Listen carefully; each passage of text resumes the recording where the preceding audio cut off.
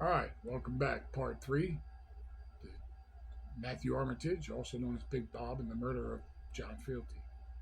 So, yeah, the fact that Mr. Fealty was cooperating with investigators on any type of investigation, there's no relevancy to that because a lot of inmates were cooperating on different types of investigations.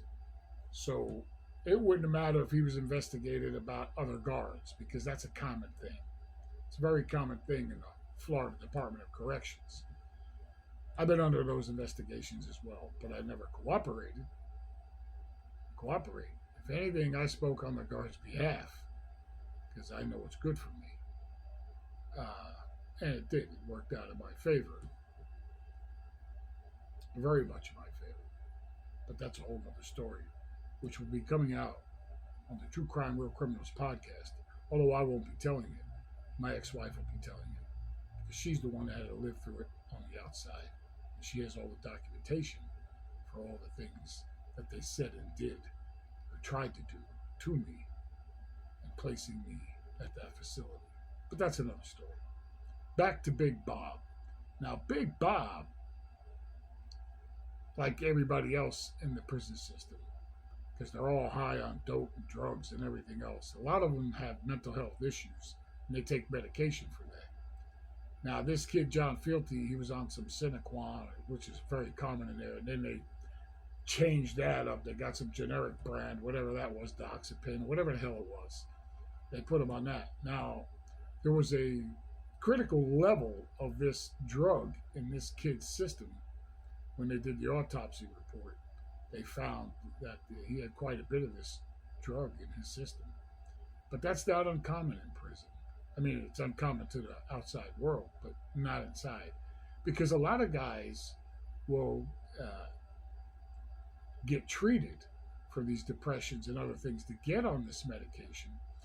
And then they would get the medication and sell it to other people who wanted it as a way of, staying high and sleeping more and that kind of thing. And it's not hard to do.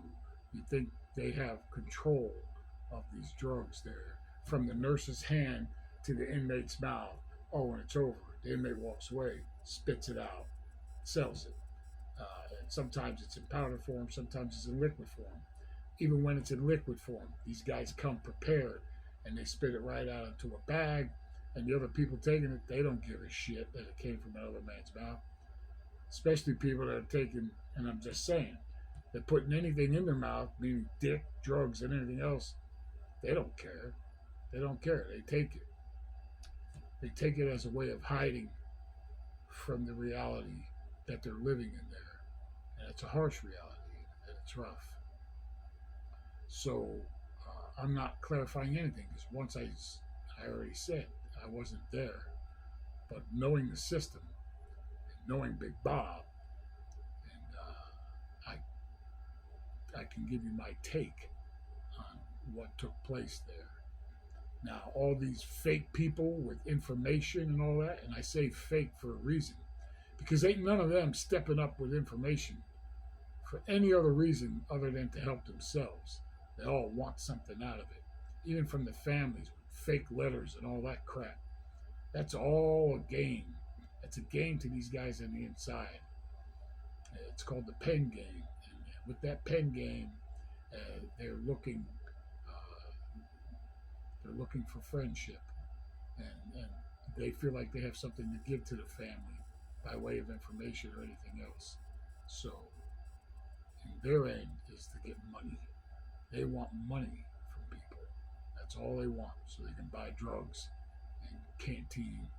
And in the state system, it's called canteen. In the feds, it's called commissary, or commissary in other state joints. Florida, it's canteen. That's all they want. Super chips. That's all. Garbage. That's their hustle. That's what they do. And once again, my condolences to this kid's family. If I was there, it would have been different. It would have definitely been different. And it's a shame some of them old school cons don't step up. But Big Bob was a scary son of a bitch. He sure is. Yeah, I know him. I know him very well. Once again, we're out of time. I'll be back soon. Stay tuned. True crime, real criminals is coming.